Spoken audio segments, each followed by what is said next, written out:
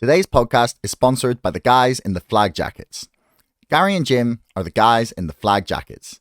Every week, these two sit down and discuss a wide variety of political issues, all the way from the weird and wonderful world of local politics to more obscure political ideas and concepts.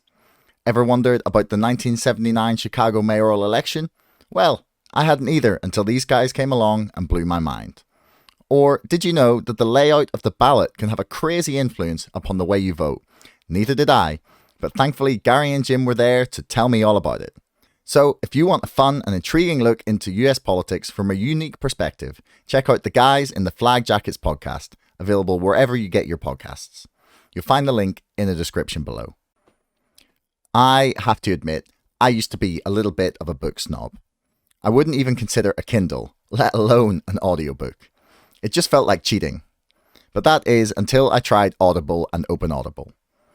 Ever wonder where I find the time to read all the books that my guests have written on this show? Well, this is the answer.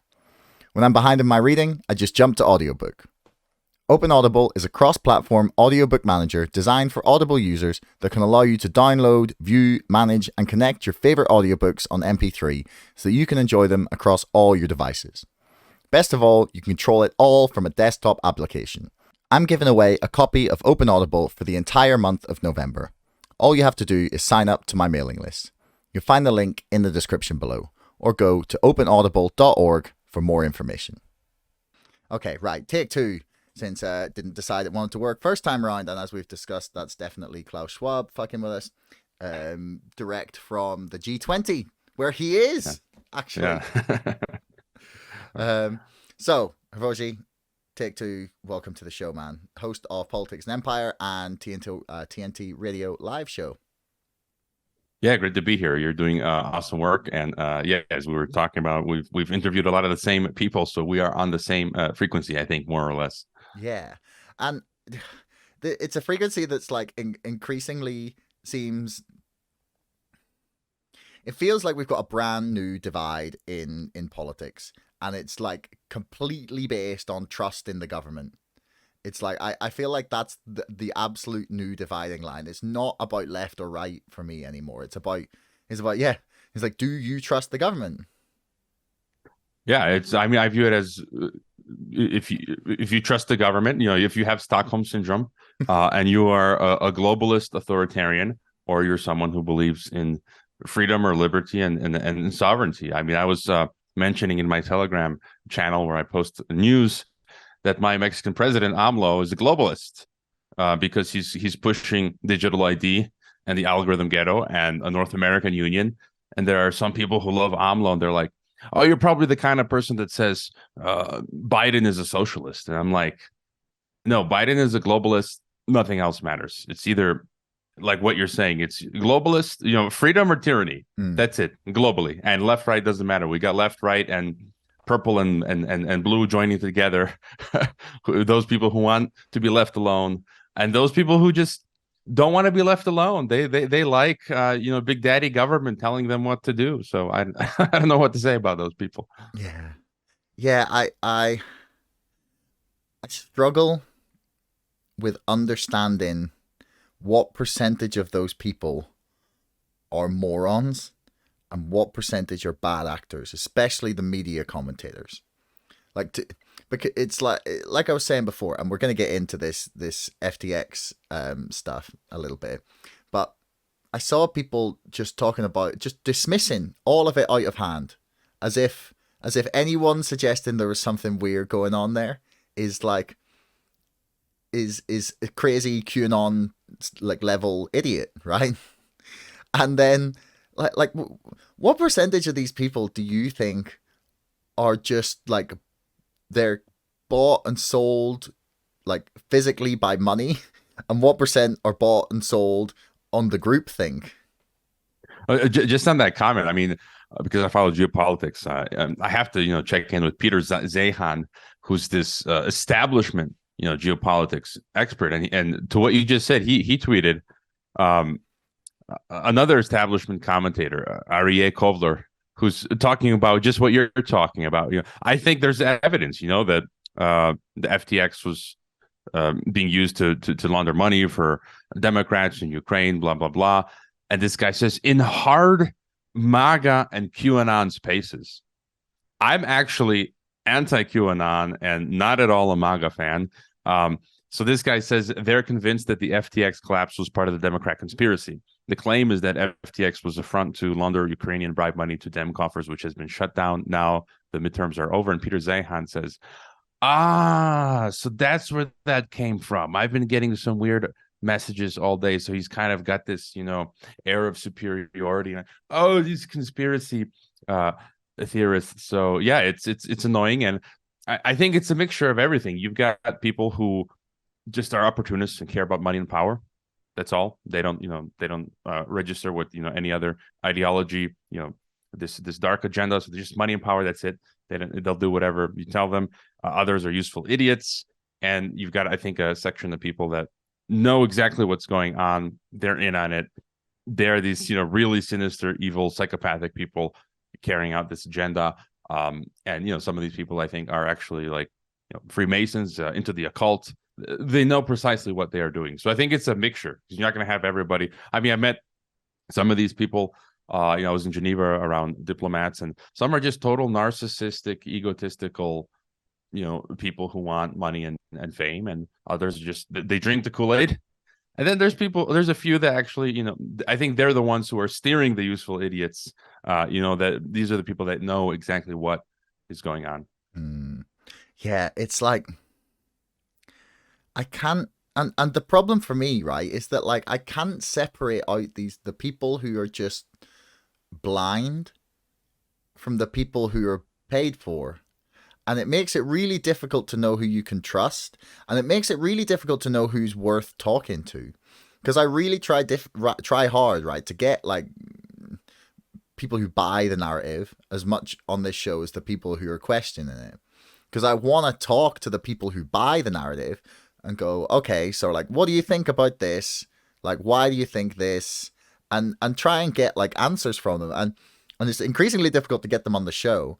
But I tell you what, I have the same problem. I try to get people who are establishment figures that have a different take than I. I think you and I have the dissident take, the anti-establishment take, what I think is genuinely more true.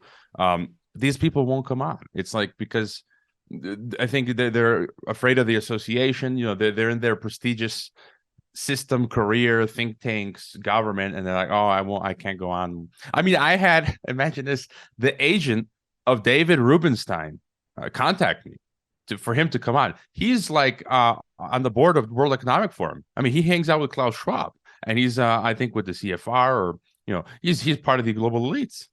And then I said, sure, I'll have him on, and I never got a response. I think they checked out the rest of my guests and they're like, oh, no, we're not going to have David on Geopolitics and Empire. Yeah, sometimes I wonder how much people are like checking out my previous episodes, because like sometimes I get messages back from people. I'm like, okay, I don't think you've delved into this whatsoever. It was funny. I got like a like one of these press outreach emails, right, from what is her name? Sophia. Hang on, let me make sure I get this name right. Sophia something. Sophia Kiani, that's it, right? And she's the 20-year-old now UN climate ambassador. Who, I don't know if you saw the photo of her with the old guy. Tony Guterres. Yeah. And the comments were amazing. It was like, yes, I'm sure he really cares about your your opinion on the climate. Like, I mean, she's clearly been picked because she's like, gorgeous and on like an Instagram star. There's nothing like policy. There's no policy basis for that. Anyway, so she reached out about like interviews, and I got this email like, oh yeah, we've got full access to her. I'm sure she'd love to come on your thing. And I was like, yeah, no problem. Like, I'd love to talk to her. And then they came back like a week later. I'm like, actually, no. They clearly checked out my channel.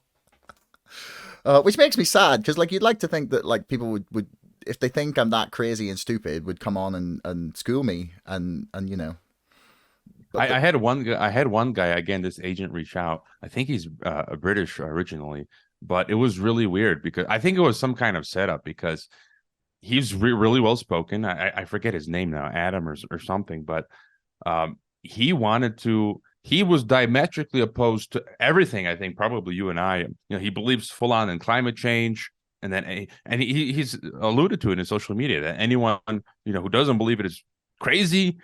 He's like the only guy still wearing a mask. You know, he full on COVID narrative, full on climate narrative, full on belief. You know, Trump is a Nazi and J6 people are Nazis.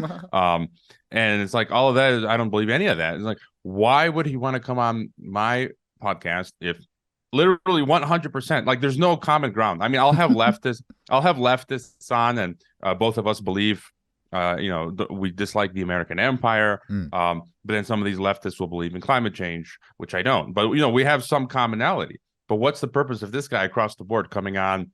I think he probably wanted to make me look stupid or something, and so I just said, nah. What are we going to talk about? We're just going to argue for an hour. I don't know.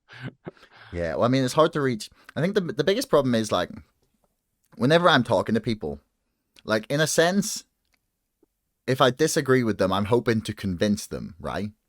Because I'm hoping in the back of my head that my worldview is better, right? Or not even better, but like I've thought about it and I've come to the logical conclusion, right? But obviously, there's a lot of cases in which I'm probably wrong on things, and I'm like always open to someone changing my mind on something if they can provide me with the evidence. And I think the problem is, like, a lot of these people are like, they're like ideologues at this point. It's like they are 100, like in their mind, there's no chance they're wrong, and that makes it very difficult to have an actual conversation with them. Yeah, I mean, I just like to talk to people, and I agree with you. I mean, I would like them to see my side of the my perspective, but I'm not like I have to convert them. It's like I want to see what do you believe? Why do you believe that? Here's what I believe. Always maintaining this mutual respect and never going, crazy and insane. I mean, I just got an email today. I didn't open it, but the title says "fake Christian." I don't know if this person's about to go on the rant saying I'm a fake a Christian, and you get these attacks from people. I'm like, I don't even have what a waste of energy. I mean, I don't have the time to do these sorts of attacks on people. There are more productive things to be doing. So I don't. Yeah. What makes you say like you don't believe in climate change? Because, like, for me it looks like there's something happening there, and my biggest issue is not like, okay, should we not use fossil fuels? Because, like, that would be great. I mean, we can't just abandon that overnight. Like 60 million people would die, I think it is, in within like 48 hours. Or maybe it's more than that. But, like, yeah, it's like almost immediately, like, millions of people would starve to death. And I don't want that.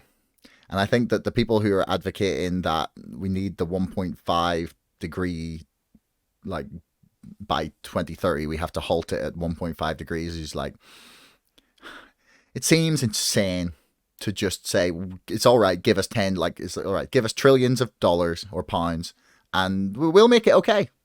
We've all of the times in which we've said give us money before, that's worked. All the other times we've done exactly what we said with it.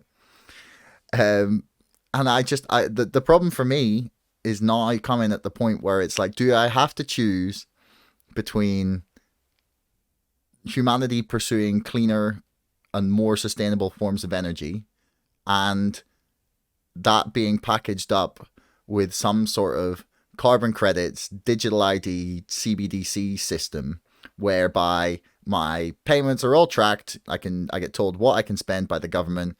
And like, it's like, if you give me the choice, I pick the other one every single time. I pick the world warming by 10 degrees over that. Like, I can't. And so is that where your like opposition to it comes, or do you have like a problem with like the actual concept that the planet is like theoretically warming? Well, both. And I think what you outlined was actually enough. I mean, their proposal is, I mean, they're frauds. We know they're Malthusians, that they're eugenicists. They've lied about everything in the past. They're Yeah. global elites. They're global elites that want total controls. They're liars. That alone for me is discredits their premise, and it's a bit like King Canute, that they want to control the weather, global temperature at 1 degree. I mean, that alone is insane. No one can control the weather, or tomorrow know what's going to happen, and it's total hubris. But I dove into the science like over a decade ago, and we're told that we create CO2, which then this increase in CO2 increases the temperature. But then I've read all these books, I've interviewed some of these scientists, and it's like, there's that BBC documentary, The Great Global Warming Swindle, which is absolutely amazing, and it shows that no, the CO2, what is it? It's basically the sun is the driver, the sun and the moon, and what I think it was the CO2 rises first, or no, now I'm getting confused. It's been a while since I looked at this stuff, but the CO2 follows the warming. It gets warmer first, and CO2 follows, actually. And things like that, which proves that nonsense. And Piers Corbyn, brother of Jeremy Corbyn, Piers is an astrophysicist. He's got his weather action service where he says this is all bunk, and he just uses the solar cycle and the sun and the moon, the lunar cycle, to project months ahead of time the weather, and his scientific method. That's his hypothesis. If he can do it accurately based on this model where the theory of man-made global warming is false, then who's more accurate? And I actually taught a course called Environment and International Relations here in Mexico about a decade ago. I bought one of Piers's forecasts, and I bought it like in January or February of, I forget what year, let's say 2013 or 14 or something. And I wanted to use it as proof with my class. And I taught both sides of the story in my class. The official narrative, one day, 1 week, the next day we looked at all the stuff to debunk it. That's how, that's the approach you should take, right? As a professor. Not today. It's all just, the official narrative, and that's it. Anything else, you're crazy conspiracy theorists. So that's nuts. And so I couldn't believe Pierce's forecast. I bought it like in January and February for North America. So we're in Mexico.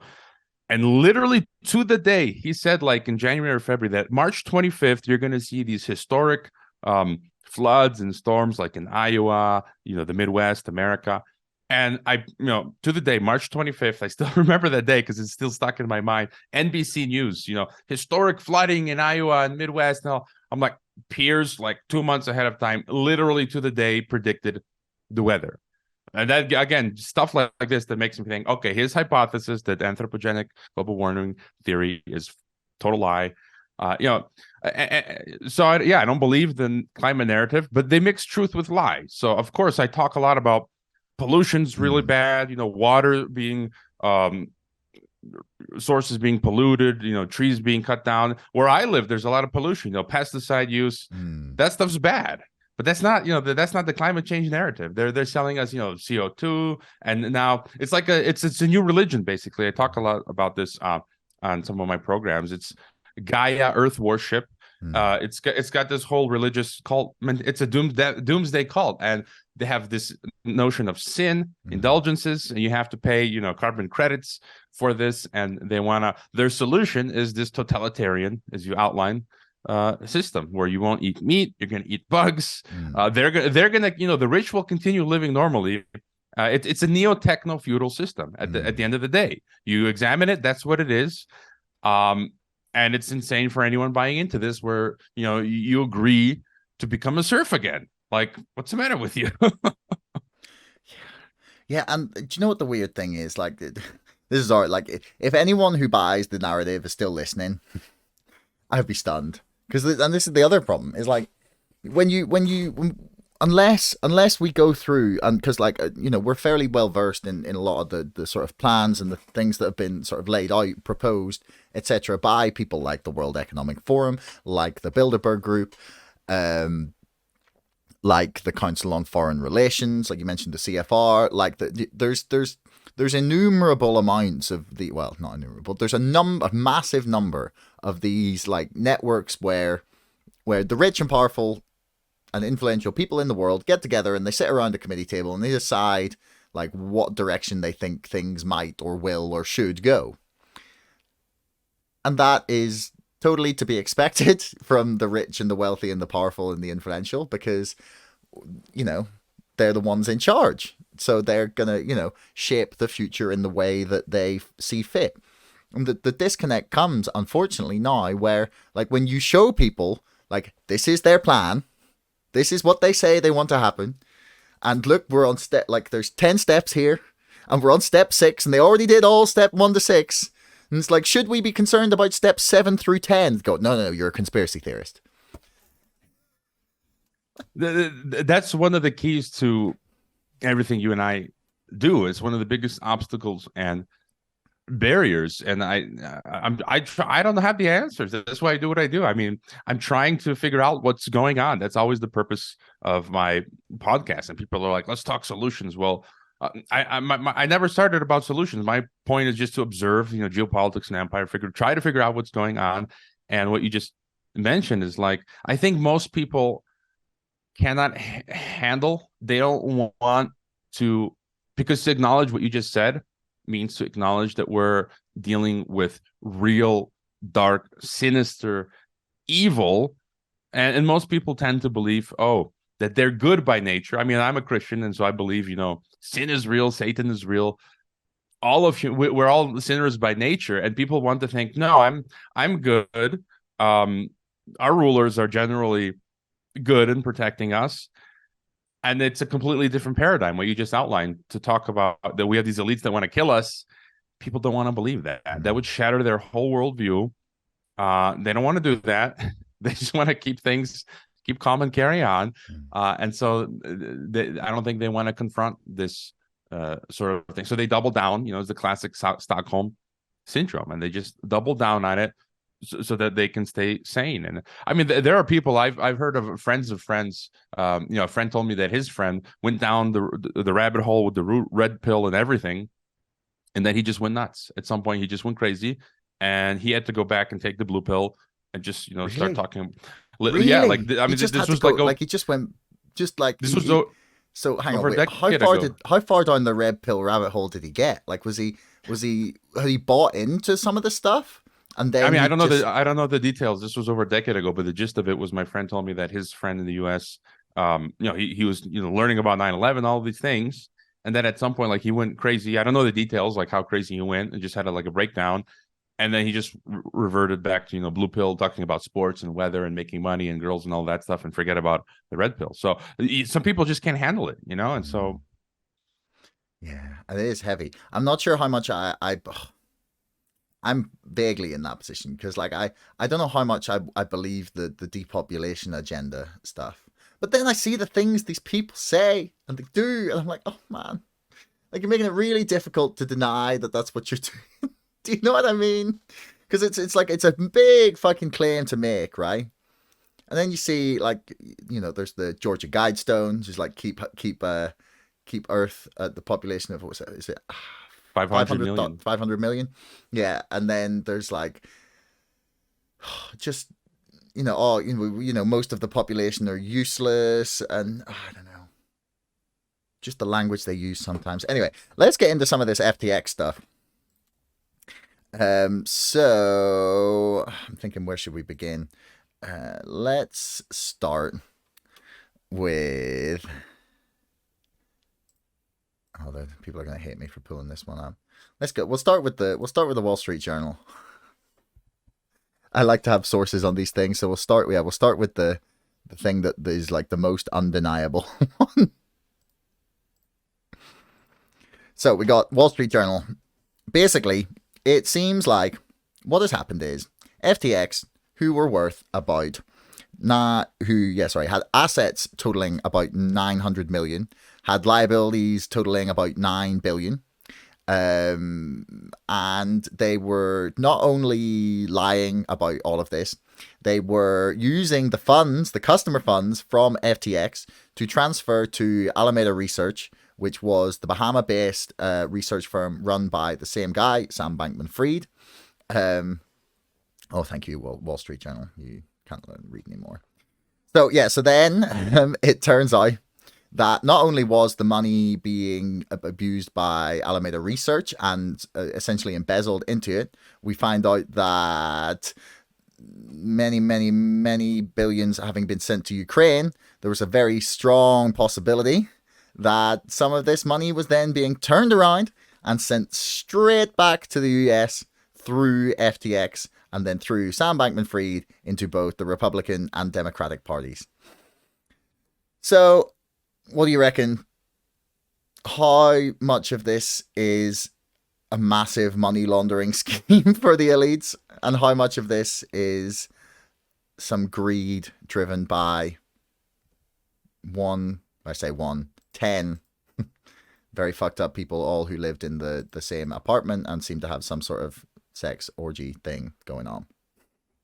I mean, I think it's a little bit about of everything you're saying, and as I was saying before, I'm not well versed on the technical aspects of all this stuff, but I with all of this stuff, I tend to have just from space, like the big macro view of what's the key point, and I feel like the FTX situation sort of confirms my theory, which I've held from the very beginning, and I'm always looking for evidence, to disprove my view. And my premise has generally been regarding crypto and Bitcoin, that it's an elite project, because you had the economists cover 1988 talking about 2018 they're going to have this new Phoenix coin, and it looks very much like the Bitcoin symbol.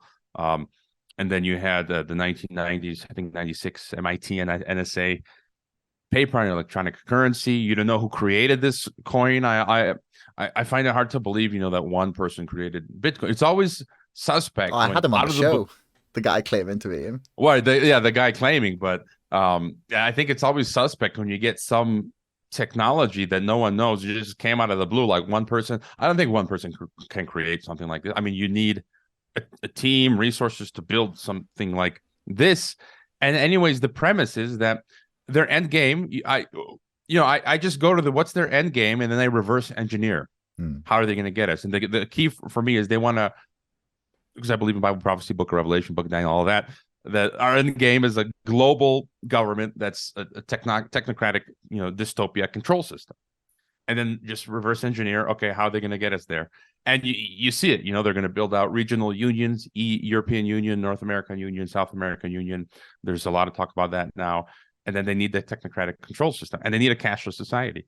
And so how are they going to get us to that cashless society, eliminating cash? They're not just going to appear like these bankers and government governors and presidents say, hey, guys, this digital money is cool. Why don't we just switch over and get rid of cash? And we're going to be like, no, you guys are like, pedophiles and murderers, and, we're not going to trust you. And they need this. They need something sweet, like to bridge us into this. And I believe that Bitcoin and crypto has been that sort of whet people's appetites. A lot of people get rich from it. A lot of people did, and that whets people's appetites to take us to these CBDCs, digital currencies. And then things like FTX.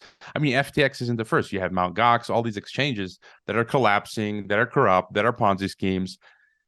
The powers that be will turn around and say, oh, look what happened with FTX. So many people are losing money. It's so corrupt. They're going to use that as a pretext to crack down, I think, on crypto, possibly eliminate it. So then they're going to say, look, we're going to have the CBDCs. They're backed by the government. That's the way, not this crypto, what's his name? Sam Friedman, FTX stuff. Yeah. We can't have that. It's like with anything in any other industry in the past. They have to regulate it or ban it and say, we're going to have the government regulate this stuff, and you're going to use our thing. And I still see, my premise. I think the FTX example, I think that supports my theory. And I know there are good people in the independent media, alt media, who are believers in the Bitcoin, and we disagree there, but I'm still not seeing enough. And I've got great people that I love, that I interview. Mark Yeftovich up in Canada does great work on crypto. I have him on all the time. Maybe I'm wrong. Maybe Bitcoin will prove to be a freedom coin that will allow us to skirt CBDC. I'm still open to that, but as I see it now, I think all of this is pushing us towards this cashless system. Yeah, I can't tell where I think, like, for me, it does seem like Bitcoin is different to all these other proof of stake currencies. But then Craig Wright, Dr. Craig Wright, the guy who I had on the show that claims to be the creator of Bitcoin, he no longer believes in Bitcoin like BTC. He's built out a new one that's called BSV, Bitcoin Satoshi's Vision, and he claims that is what we need because it can actually be peer to peer and it can actually handle trillions of transactions a second. And he thinks that the current BTC has become bought and monopolized by a very small number of actors. So he isn't far away from what you're saying here, which is fascinating. Like, and for, again, I try to stress this as much as possible for the people who don't believe that the CBDCs are coming. They have been trialed in China for 2 years. There has been many an announcement from the Fed, from the Bank of England, that they are looking at central bank digital currencies, the Fed coin and Britcoin. And then, interestingly, for right today, on the 15th of fucking November, the New York Fed and 12 other, the New York Fed and the Federal Reserve Bank of New York are going to start a 12-week digital dollar pilot to test how banks using digital dollar tokens in a common database can help speed up payments. So thankfully, it's only about just making payments faster. There's nothing sinister about this at all. But as you were saying about they're pedophiles and murderers, I just wanted to bring up before we get beyond this was that the signal. Hang on, or let me show this to you because I can share my screen for you. No, not that one. OBS virtual. That's the one I want. There we are. So. This is the picture of Sam Bankman-Fried cartoonized. And this is right beside the actual logo for Girl Lover, Child Love on the online media. Make of this what you will. And for his company, Alameda Research, again, just like a little bit too similar. Just a wee bit too similar. To the FBI recognized copy of little boy lover symbol. It's so disturbing, man. Like, and when are we gonna get a real investigation into all of this stuff? Like, do you think that's actually possible? Like, do you think there's like a realistic possibility of getting the Epstein client list at some point? I doubt it. I mean, look, 9/11, we're still living with the official narrative. JFK. We're still living with the official narrative. I don't see any of this coming out. And yeah, I mean, what you just showed, I mean, I don't doubt there's something going on there. I just, I think it's, as researchers, you have niches. I leave that to Whitney Webb and Sean Stone and both who I've interviewed and people like that. I've got enough focusing on what I like and want to focus on, and I can't look at everything. But yeah, I mean, I definitely do not doubt that there's something there. That's how the real world operates. Deep politics. It's there's real Satanism. There's real pedophilia. They use that as blackmail. All this crazy kind of stuff that's going on behind the scenes. I think it's there. It's just tougher to get to, versus some of the other topics that we're talking about. It's right in our face, and yeah, it's nuts. Yeah, it really is. And to go back to the FTX and the crypto collapse thing, I think when you look at it like you have and said, okay, what's their goal? Is the ultimate complete technocratic totalitarian control. I think what may have been happening is that FTX have been permitted to collapse or driven to by design in order to shake people from the idea that digital payments can be not built by the government, basically. That what's happened is like a deliberate pump and dump in order to create a scandal larger than Enron that will ultimately lead to mass regulation and people losing trust in the idea that any of this stuff can exist outside the government. Yeah, it's like a digital 9/11. It's a false flag operation, and this just goes further to what we were talking about. Like today, every day I just wake up and my stomach is turning. Tim Hinchcliffe, who lives down in Colombia, writes for the Sociable, great journalist, great publication. I've interviewed him on my TNT show a couple of times. He's usually the first to get. I think he sits through these boring UN and G20 meetings and watches hours of these psychopaths talking. And he excerpted a clip from an Indonesian ex-banker minister talking about. He says, if you have been vaccinated or tested properly, you can move around. He says they're preparing for the next pandemic. How do they know? And that Indonesia is going to, at the next World Health Assembly, they're going to propose, they already have their Indonesian, COVID pass, digital certificate. They're going to propose that as a model so that all countries in all the world uses this one global, digital pass where, and he goes on to say basically that they want, and for the next, he said, we don't want to have a complete lockdown. We want to allow some people to move around. And we're going to have to have all nations, one global digital COVID 1984 pass. And then people who test and vax, they can move around and the economy can still sort of continue. Everyone else is going to be completely locked down. And so all of this stuff comes together. The cashless part, the digital ID part, the digital passport part. And so if you don't do what they say, you're shut off, you're in the algorithm ghetto. I mean, there's plenty of other examples. I'm just reading now that the UN, in Greece, a football player got a 5,000 euro fine, 10 months suspended sentence for calling out LGBT stuff, propaganda in children, them pushing the child gender kids to switch their gender. So insidious. There's apparently the EU or UN law that's anti-racist to say that children can't change their genders is anti-racist. But think about it. Myself as a Christian, the Christian principle is that that's wrong. That's a sin. So your anti-racist law is de facto anti-Christ. It's an anti-Christian law. So how can you say it's anti-racist law, but it's then that becomes anti-Christian. It's also anti-Islam and anti.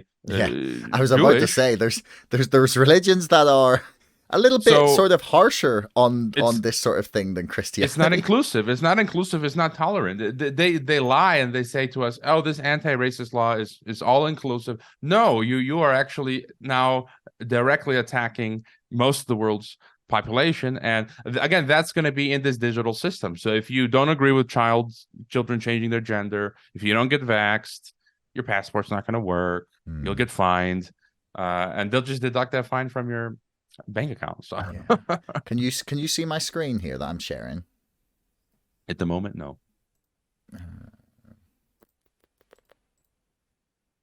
Okay, can you see it now? Yeah, that's Tim's clip. Yeah, wonderful. Yeah, I just wanted to play this for people in case they don't believe us. Yeah, I don't hear audio. We can fix that in 1 second.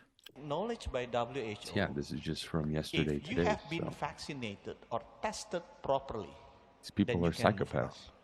So for the next pandemic, instead of stopping the movement of the people 100%, which clock the economy globally, you can still provide some movement of the people. Indonesia has achieved, G20 country has agreed to have this digital certificate using WHO standard, and we will submit into the next World Health Assembly in Geneva as the revision to international health regulation. So hopefully for the next pandemic, we can still see some movement of the people, some movement of the goods, and movement of the economy. So the next one, that's the line that gets me. I'm like, man, really? Like I said, it's so insidious. Like I don't understand how people aren't freaked out about it. Do you know what I mean? It's it just makes no sense to me. It goes back to what we were saying earlier. Like, I just think of all the people around me here in Mexico. They just comply. They don't ask questions. They hold in higher esteem and regard their comfort, their earthly, carnal, material comforts, and they don't want to budge. They don't want to give up any of that. They're not willing to sacrifice nothing. I mean, I'm here. I'm ready to die. I'm ready to starve to death, including my family. And it's just like, I ain't giving an inch. My forefathers fought in wars and tyrannies in Europe.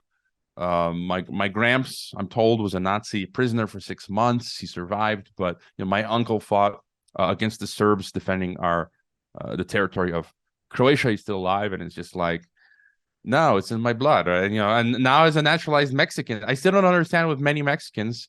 With 2 revolutions, all this Emiliano Zapata, Pancho Villa stuff, Viva Mexico, Viva la Revolucion. Where is that? Where is this feeling? You guys are just masking up, injecting yourselves, testing daily. I'm like looking around. No, that's not to say every country there's a different degree of submission and resistance. And there are Mexicans, of course, resisting, but it's, my goodness. I was like, I don't know. And people who haven't experienced tyranny in recent history and don't have that recent memory, they're more likely to comply, like in the Americas. That includes Canada and USA. Whereas people from Europe, I've interviewed a Canadian pastor that was jailed, Artur Pawlowski from communist Poland. His forefathers lived under the Nazis. He lived under the commies.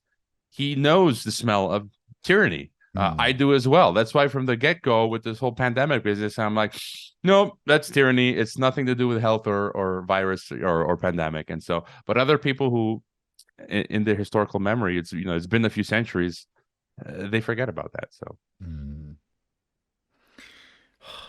yeah, well, it's a very well-known saying. Those who fail to learn from history are condemned to repeat it, something like that. We are definitely repeating it. Yeah, it's amazing how you watch like humanity go in patterns, in cycles. What do you make of the whole fourth turning? I got the book right there behind me. I think a lot of these authors, again, there's no one that gets it correct scientifically, but you've got Peter Turchin, you've got the fourth turning, you've got the Elliott wave cycle, you've got Kondratiev. I think he was killed by Stalin for creating an accurate forecast model. So you've got all of the different these waves and turnings that are all, I think, onto the same idea with different variations. I don't think any one of them is like the best. I just kind of read Turchin and I read Fourth Turning, Neil Howe, the author, and others, and I put them all together in my head to formulate my own thesis. But yeah, I think there's definitely something to this generational cycle, or few generations, where there's a rise and fall. Is the same with empires. It's like I think there's a science and physics to this, right? Jim Rickards, that got his books, he talks about systems complexity theory, and it makes sense where when you build a new system, it could be a city, a house, an operating system.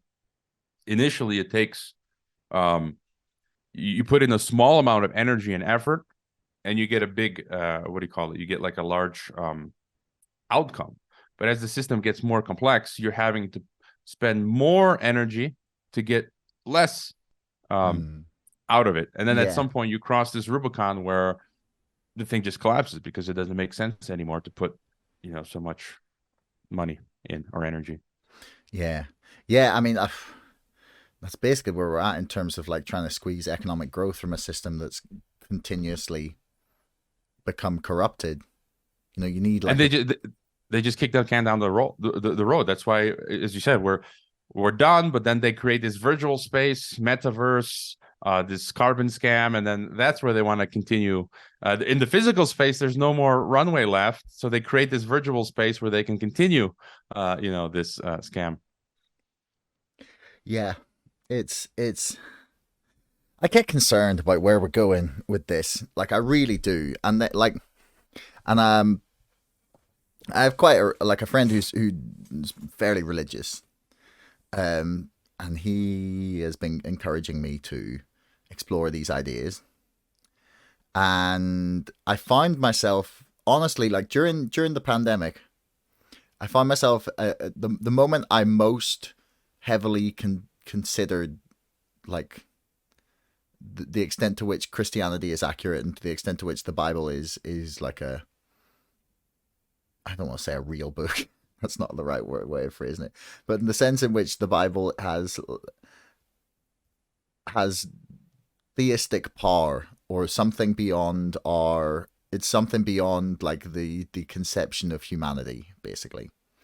And do you know the one you mentioned, the end times there, and we've been talking a lot about the digital ID and everything, and the thing that like really became crystallized as terrifying in my mind was the mark of the beast little bit of Revelations, where they talk about you will need the mark of the beast on, I guess, on your head, the line is, in order to buy, sell, or trade. And like, I was just staring at this possibility of the vaccine QR code, and I watched people get the fucking thing like tattooed on them, and I was just like, what? Like what? Like, how did a book 2,000 years old and more like write about this thing that's happening now in amidst all this darkness? It's like, yeah. I mean, I've noticed a number of people, secular people, listeners, some people that I've had on that otherwise were secular and want nothing to do with the Bible. They're starting to talk about this. There's a few people that I know, especially who were libertarians. They've suddenly become like Orthodox Christians, and they're like, when you're in this dark, crazy, the times that we're living in, they find there's no logical explanation to this until you get to the Bible. I call it the basic instructions before leaving Earth Bible, but I mean, there's fantastic. There's so many other. There are so many other prophecies, like it prophesies the creation of Israel. And you think 1948, Israel is created as a state. And you think about it, myself as a historian, there's no other people group that was wiped from the face of the earth that's come back. I mean, think about any ancient people group where their language has been revived, Hebrew, and they've been put back in their land. That's never happened before. And, there are all kinds of other things. Like there was once a West Point general, and he commented on the 6-Day War in 1967, how Israel in 6 days defeated 12 neighboring Arab nations. And that the West Point general said, we study war at West Point, but we can't explain the 6-Day War. Like, logically or secularly, they should not, there's no way Israel could have done what they did in 6 days and won. They were against all odds. And then there's like prophecies that talk about, and that's when they took control of Jerusalem in 1967, which again, there's like prophecies that relate to this. And so, yeah, I mean, for me, it makes perfect sense. And, it says that we will continue on this path progressively. Things will just progressively get worse until the end. So the real end of history, not Francis Fukuyama's end of history. So do you think that's where we're at? I think we're on that road. I don't know when it is. I mean, you mentioned this buy and sell certificate.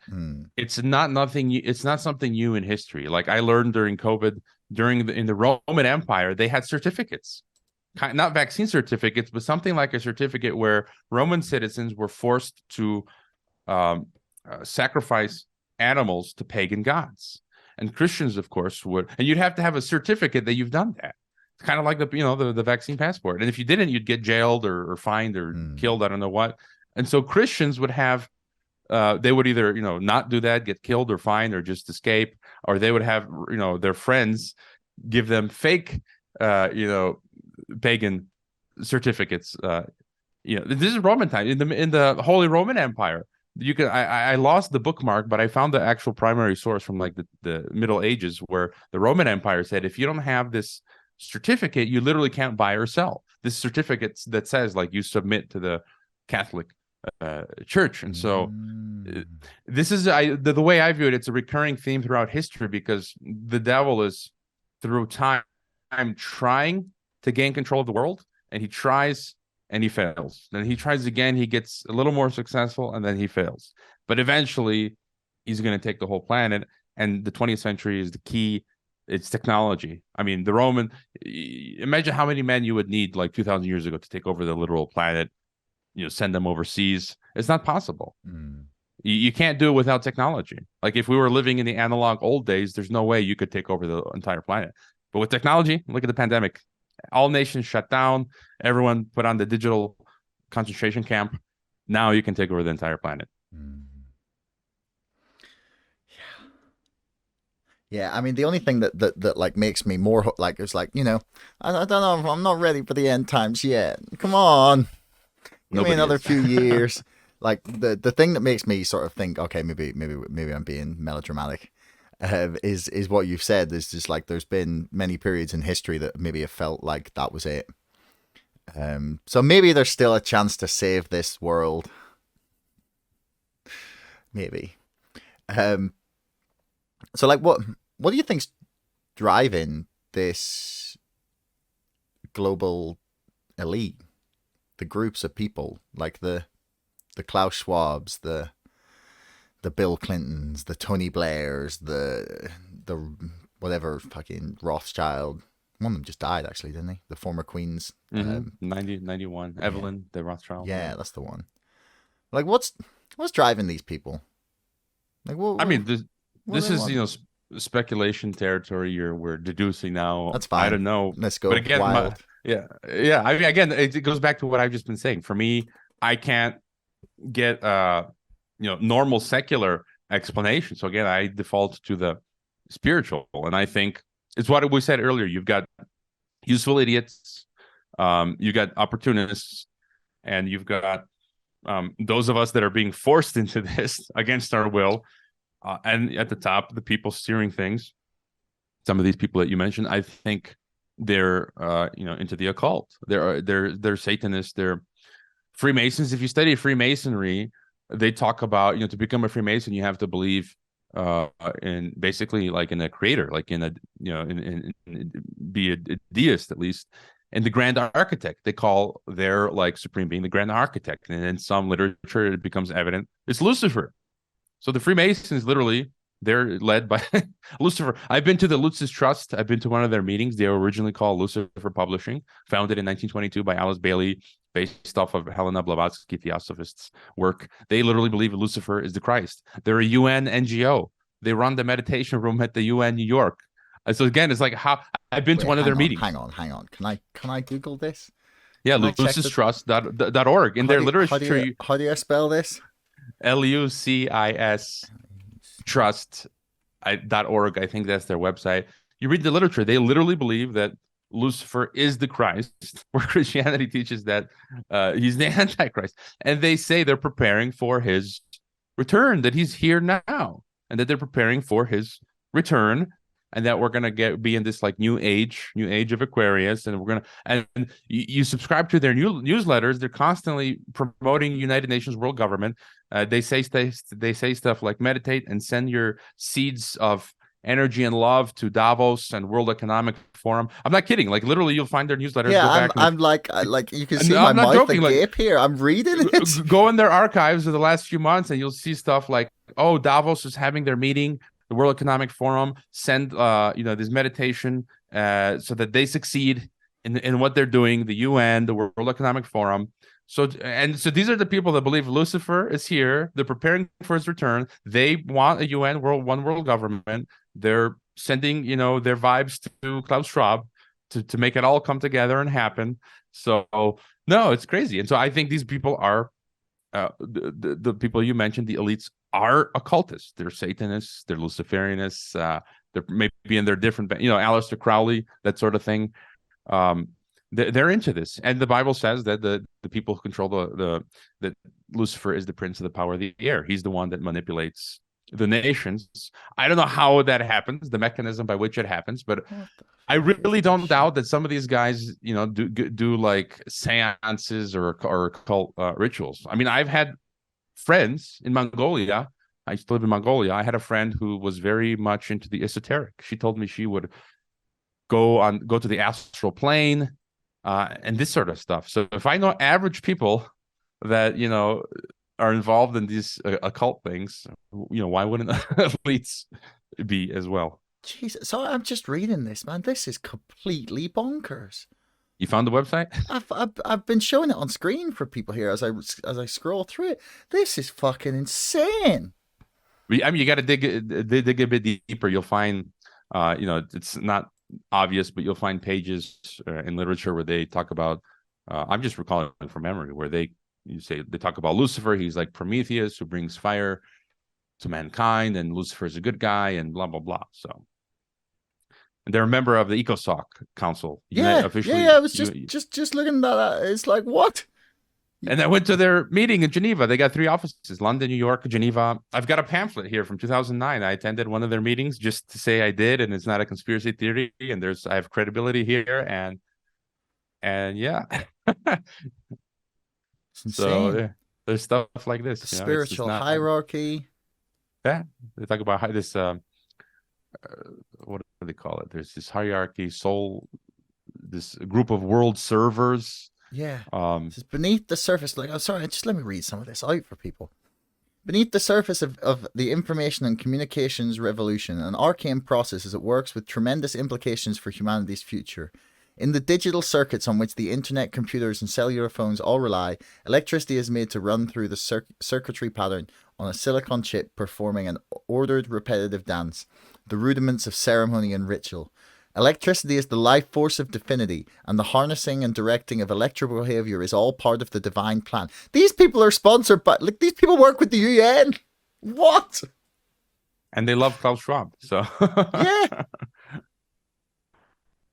I'm telling you, there's something here. I mean, Jesus, you can't unsee this. Yeah, what are they fucking on about? If you don't believe in God or you're secular, the esoteric meaning of Lucifer on their website. It's there. So there are comments on the World Wide Web claiming that the Lucis Trust was once called the Lucifer Trust. Such was never the case. Lucifer Publishing. You see, however, for a brief period, the fledgling name was Lucifer Publishing Company. Yeah, I mean, it's not the case. I mean, it is, but it's not. So.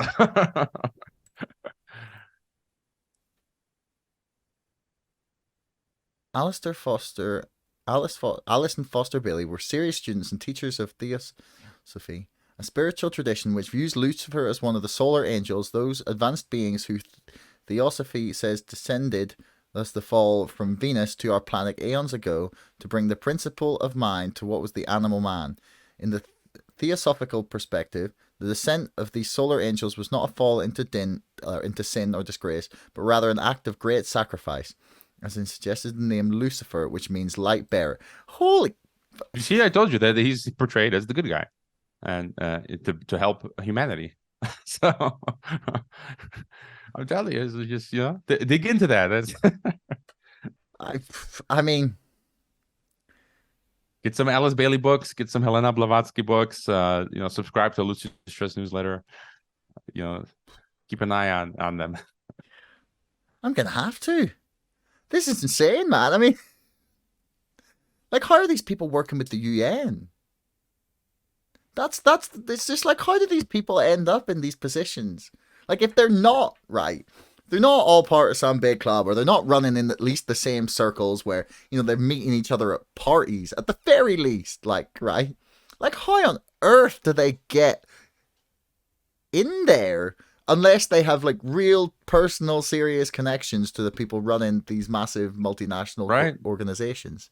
Or maybe they were from the beginning. I mean, I spent a year in Geneva, and I would frequently go visit the UN headquarters in Geneva, which used to be the old League of Nations building, and I'd have lunch there and coffee, and you can go online, find the UN Geneva, the map outline of the building and all the rooms are called, and one of them is called, I think it's officially literally called the Serpentine Lounge. Snake, serpent, Satan, and so it's literally called the Serpentine Lounge. So you've got all this kind of symbolism all over the place. Lucis Trust, the Serpentine Lounge, and so on and so forth. So, yeah, there's no shortage of this, freaky kind of stuff. So weird, man. Yeah. Anyway, Hrvoje, it's been a pleasure. I have had my mind blown. So thank you for that. I always enjoy that. I love coming away being like, holy fuck. That's my favorite feeling after a podcast. So thank you for giving me that. That was great. Yeah, you're welcome. No problem. Do you want to point people towards some of your stuff here before we finish up? Yeah, just geopoliticsandempire.com. Don't type it into Google search because I'm blacklisted on Google search. And tntradio.live is where I do a 2-hour daily live show, and I interview people every week. I'm interviewing at least 10 people plus my podcast, 10, 11, 12 people. So it's a lot, but I enjoy it. That's my life. And so, just keep moving forward. What can you do? Yeah. Anyway, much appreciated. Links for everything will be in the description below, including all of the mad shit that I have been Googling frantically while we've been chatting. So, yeah, man, thanks very much. It's been a pleasure to chat. Same here. Keep up the great work. Hey, everyone. Thanks for making it right the way to the end of the podcast. I love that you tuned in this long. Do me a favor, hit subscribe, because 80% of you bastards are not subscribing, but you're watching my videos. See you next time. So, whenever I'd be out for a walk, whenever I was going to cook dinner, whenever I was doing cleaning, I always used to spend my time listening to music. And I still really enjoy listening to a lot of music, but what I've discovered is that I can consume so many more books when I'm using something like Open Audible. It's a fantastic, fantastic way for me to make my way through all the things I have to read for this podcast, for things I want to read for fun. That's like fiction and non-fiction. Sometimes I actually prefer fiction when it's being read to me. I like someone doing the voices, like someone, really getting into the characters. In the case of both fiction and non-fiction, it allows me to spend way more time visualizing what I'm reading, so I can think more about the ideas, I can think more about the scenes that people are trying to paint, and ultimately it just gives my brain more space to think because I'm not concentrating on the words in front of me or trying to stay focused on it. Instead, I can just sort of mindlessly get on with whatever task I'm doing and listening via Open Audible. Now, the reason Open Audible is great is because it allows me to do it straight from my desktop. I try to stay away from my phone as much as possible in order to sort of maximize my productivity, because it can be a very fast way to waste half an hour. Whereas if I just open my laptop and hit play on Open Audible, I can connect it to my Bluetooth speaker, and then I don't even have to go anywhere near my phone. Do you like free stuff? I'm sure you do. Well, I'm going to give away a free copy of Open Audible to one lucky person that signs up for my mailing list in the next month. Now, those of you who are already signed up, don't worry. You can be involved in the draw as well. Just give me a rating or review on Spotify, Apple, wherever you get your podcasts, and post it on Twitter. Send it to me via email. Respond to something I've posted on YouTube. Somewhere you can prove you've got a screenshot and I will enter you in the draw. I have to admit, I used to be a little bit of a book snob. I wouldn't even consider a Kindle, let alone an audiobook. It just felt like cheating. But that is until I tried Audible and Open Audible. Ever wonder where I find the time to read all the books that my guests have written on this show? Well, this is the answer. When I'm behind in my reading, I just jump to audiobook. Open Audible is a cross-platform audiobook manager designed for Audible users that can allow you to download, view, manage, and connect your favorite audiobooks on MP3 so that you can enjoy them across all your devices. Best of all, you can control it all from a desktop application. I'm giving away a copy of Open Audible for the entire month of November. All you have to do is sign up to my mailing list. You'll find the link in the description below, or go to openaudible.org for more information.